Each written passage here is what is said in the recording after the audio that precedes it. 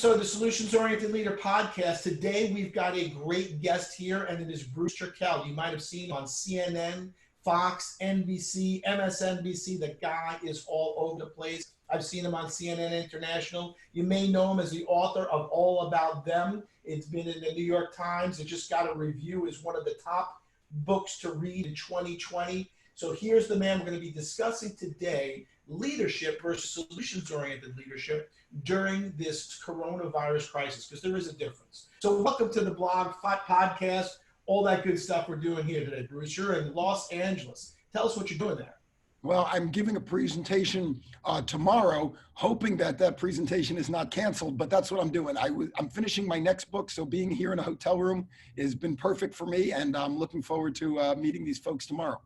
So we spent a little time together this past weekend out on the West Coast. We were both doing presentations, and as we were discussing, there were so many presentations that were being canceled. Meetings around the world, conferences. Now New York has put a ban on having any more than, I think it's 500 people at a time, maybe be 250. So you can't have a gathering because they're really trying to get ahead of this coronavirus. So let's talk a little bit about leadership, because as you know, I wrote the book, The Solutions-Oriented Leader, and I find that there's two types of people. Anybody could be a leader where people will just follow them. And then there's a type of leader that's completely focused on solutions. They got the blinders on just like a horse running a race, and they're looking to figure out what's going on versus leading people down the primrose path or telling people what they think they want to hear. So tell us a little bit about what your thoughts are on how this is going right now.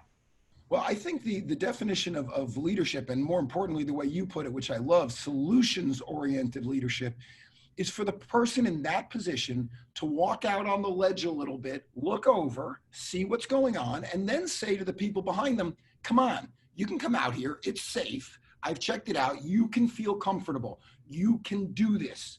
What they lead them to, of course, it all depends on what they're trying to accomplish. So what's going on right now with this disease is exactly the same thing.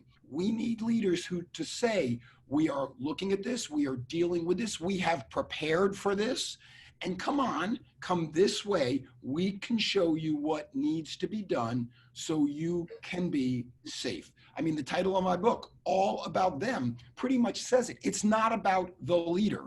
It's not about the organization or the company or the institution or the person who is in the leadership position.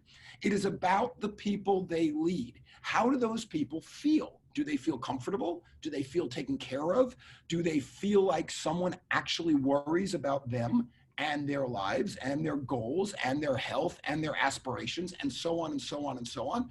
Or do they feel like the leader is trying to accomplish something for themselves? I think it's very clear if you look at our political situation, how that's playing out.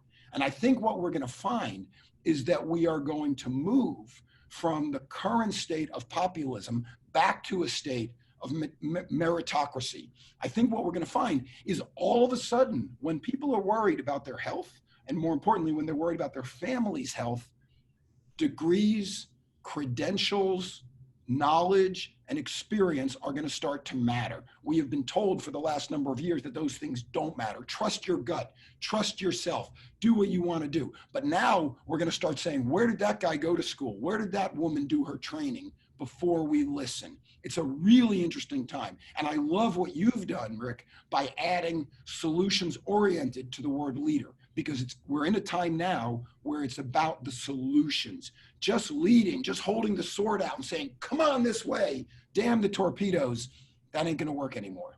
Right, and it goes to trust and transparency, the two T's, because if we trust people and they're transparent, we have that belief system, then we'll follow them. But like you said, the leaders kind of got to get out in front and sometimes look over the edge. And I like to talk about this 3 phases.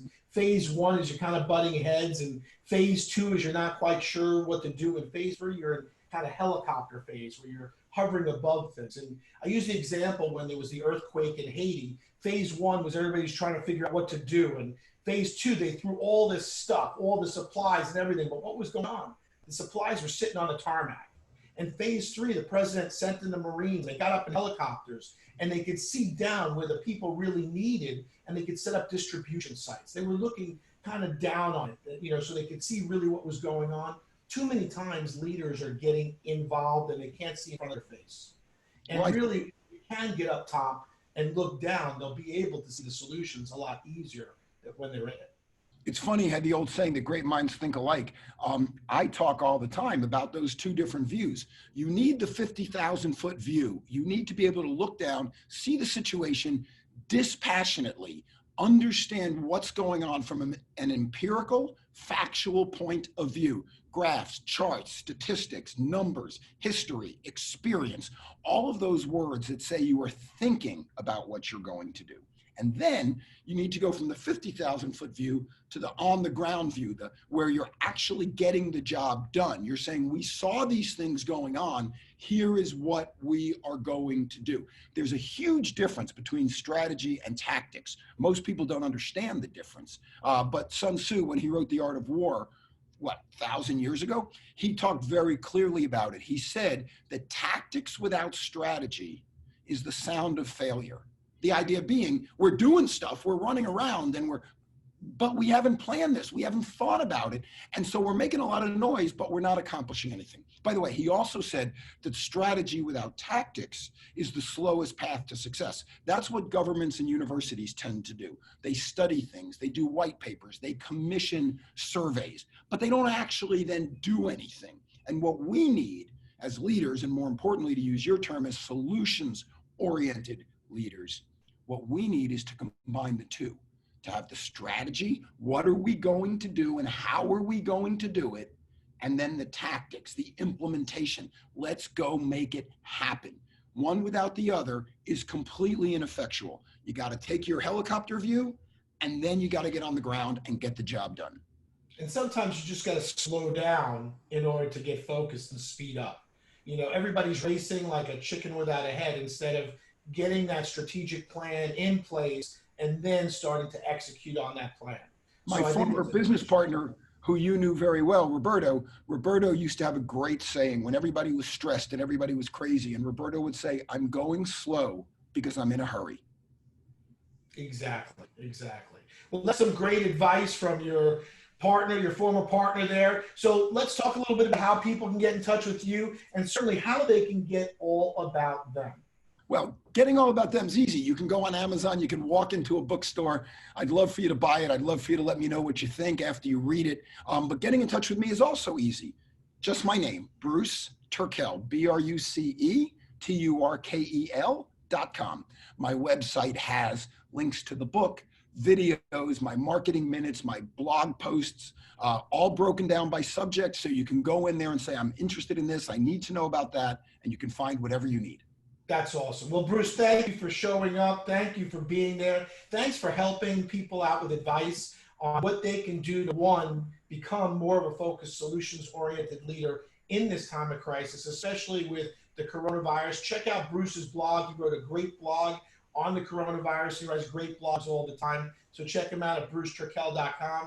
Bruce, thanks again for being a guest on the Solutions Oriented Leader podcast. Go out there and make it happen. It's an honor to be here. I appreciate the invitation. Take care.